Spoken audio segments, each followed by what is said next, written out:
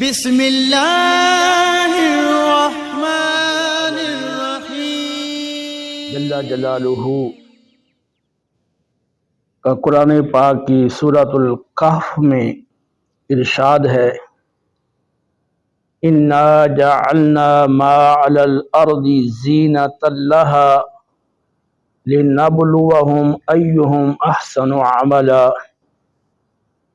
انا لجاعلون ما علیہا صعیدا جرزا۔ بے شک روئے زمین پر موجود تمام چیزوں کو ہم نے زمین کی رونق اور اس کی آرائش و زیبائش بنایا ہے تاکہ ہم بندوں کی آزمائش کریں کہ ان میں سے کون اچھے عمل کرتا ہے۔ بے شک ہم روئے زمین کی ان تمام چیزوں کو نیست و نابود کر کے اسے بنجر میدان بنا دینے والے ہیں، یعنی قرب قیامت میں۔ ام حسبت ان اصحاب الکہف والرقیم کانوا من آیاتنا عجبا، کیا تمہیں اس بات کا علم ہے کہ پہاڑ کی غار والے اور جنگل کے کنارے والے ہماری نشانیوں میں سے ایک عجیب نشانی تھے؟ اللہ رب العالمین جل جلالہ نے پہلے اس بات کا ذکر کیا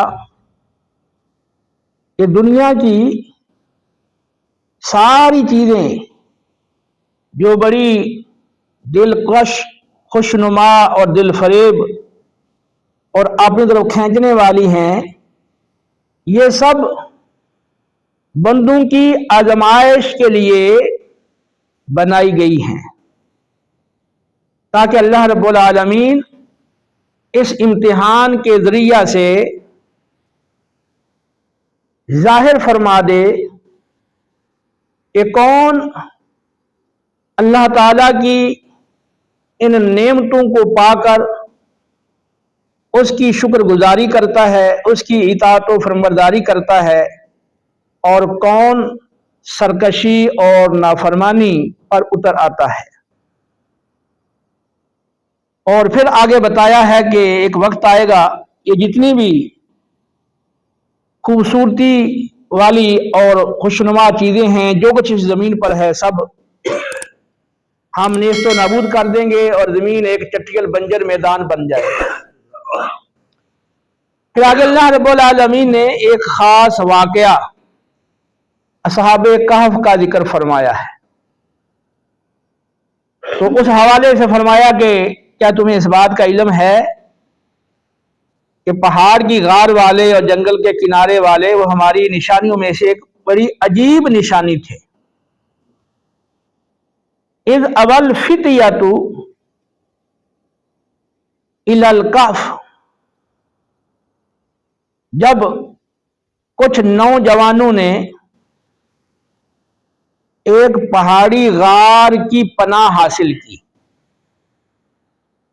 فقالوا ربنا آتنا من لدنک رحمہ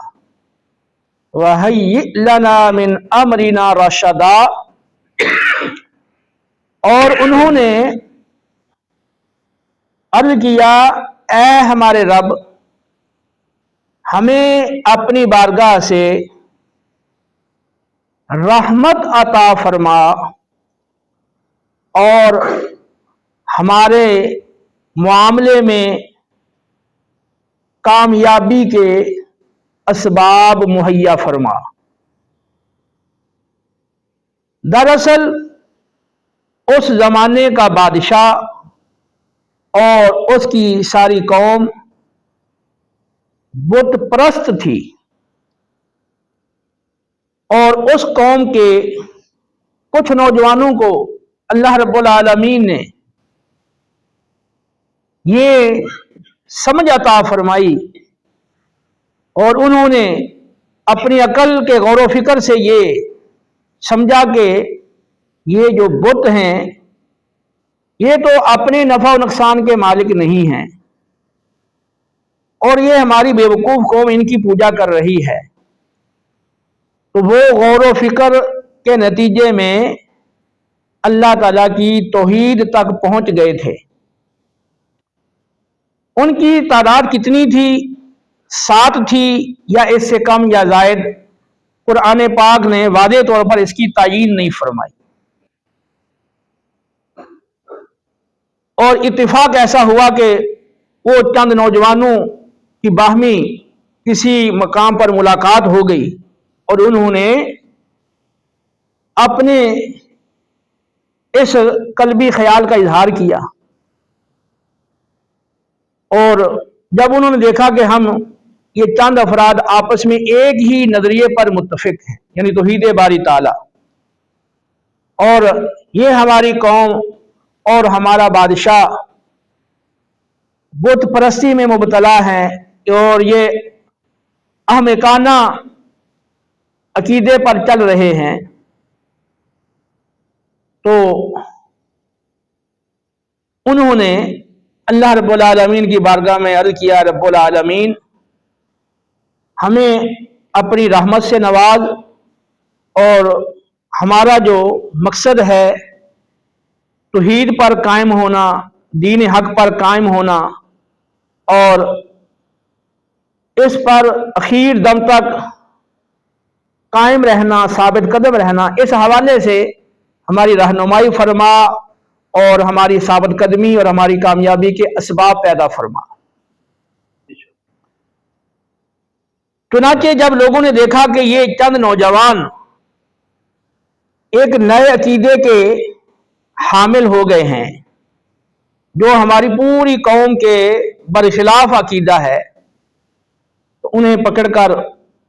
اس وقت کے بادشاہ کے سامنے پیش کیا گیا۔ تو انہوں نے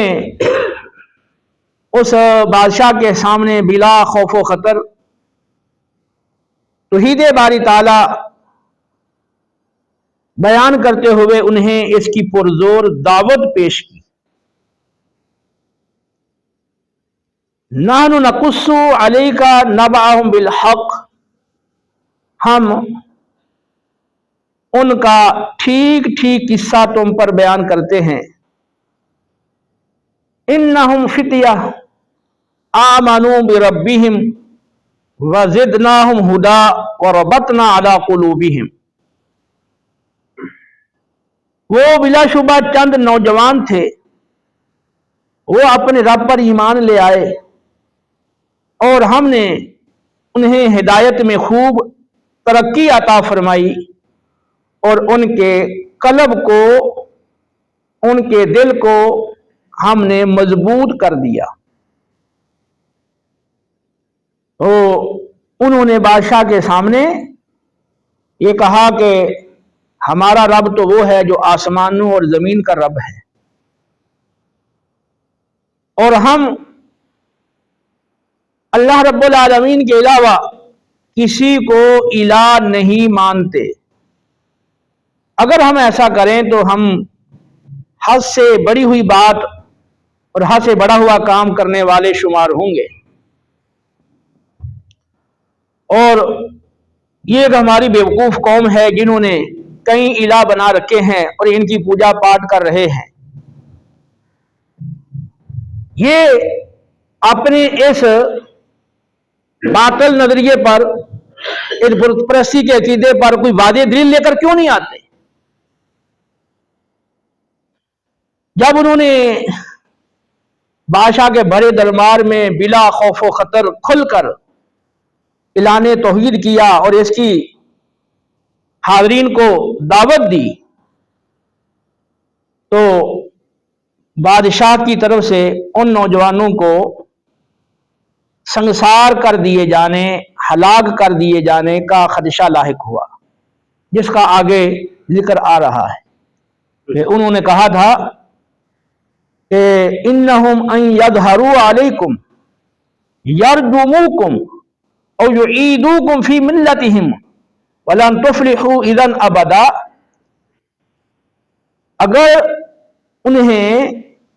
تم سے آگاہی ہو گئی کہ تم کہاں چھپے ہوئے ہو اور کس مقام پر موجود ہو،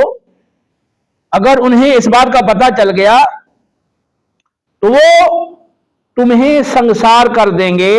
رجم کر دیں گے، پتھر مار مار کر تمہیں ہلاک کر دیں گے، یا زبردستی اپنے پرانے بت پرستی والے دین میں دوبارہ تمہیں لوٹا دیں گے، اور اگر خدا نہ خواستہ ایسا ہوا پھر تو ہم کبھی بھی فلاح نہیں پا سکتے۔ تو مختصر یہ کہ ان نوجوانوں کو کچھ دن مہلت دی گئی کہ سوچو بچار کر لو اور تم واپس اپنے دین میں لوٹ آؤ، ورنہ ہلاکت تمہارا مقدر ہوگی۔ تو وہ نوجوان آبادی کو، شہر کو چھوڑ کر بھاگ نکلے اور پہاڑ کی ایک غار میں انہوں نے پناہ لی اور وہاں وہ سو گئے، اور ان کا کتا ان کے ساتھ تھا جو غار کے منہ کے قریب بیٹھا تھا، اس کا قرآن پاک میں ذکر موجود ہے۔ 309 سال تک وہ سوئے رہے۔ اللہ رب العالمین جل جلالہ نے دھوپ سے بھی ان کی حفاظت فرمائی، ان کی کروٹوں کو بھی اللہ تعالیٰ بدلتا رہا، اور وہ ان کا جسم صحیح و سالم رہا، اور 309 سال کے بعد وہ بیدار ہوئے، اور پھر انہوں نے آپس میں گفتگو کی کہ ہم کتنی دیر یہاں سوئے رہے ہیں۔ مختلف ان کی باتیں تھی، کوئی کہ ایک دن ہم اتنا حصہ دن کا ہم یہاں ٹھہرے ہیں، پھر انہوں نے کہا چھوڑو ان باتوں کو، اللہ ہی بہتر جانتا ہے ہم کتنی دیر اس غار میں ٹھہرے ہیں۔ اور ایک شخص کو پھر انہوں نے بھیجا کہ تم شہر میں جاؤ، وَلْيَتَلَطَّفْ، اور بڑی نرمی اور باریک بینی سے کام لینا، کہیں ایسا نہ ہو کہ ہمارے بارے میں پتہ چل جائے تو پھر وہ ہمیں نہیں چھوڑیں گے، اور انہیں ہمارے بارے میں آگاہی ہو گئی تو وہ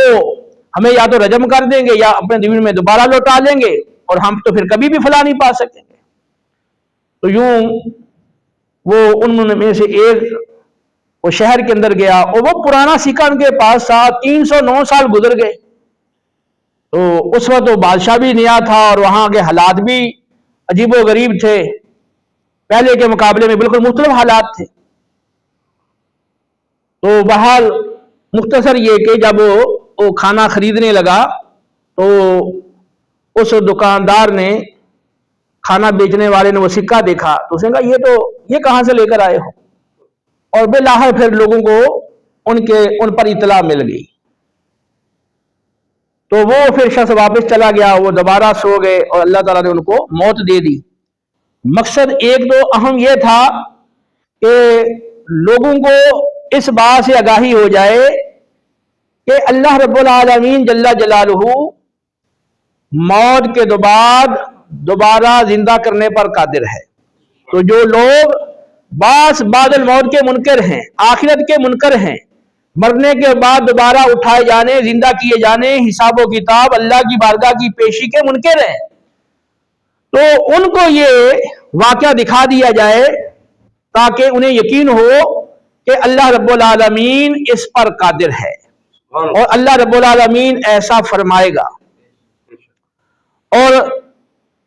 ایک یہ بات اس میں موجود ہے کہ یہ ساری چیزیں اللہ نے کس لیے بنائی ہیں؟ خوبصورتی والی، خوشنمائی والی، دلکشی والی، تاکہ اللہ آزمائش کرے کہ کون اچھے عمل کرتا ہے۔ تو وہ نوجوان تھے، ان کی بھرپور جوانی تھی، اور اس جوانی کے عالم میں انہوں نے حق کی خاطر ایک بہت بڑا خطرہ مول لیا، کہ انہیں اس بات کا قوی اندیشہ تھا اور خیال تھا کہ ہم اگر یہ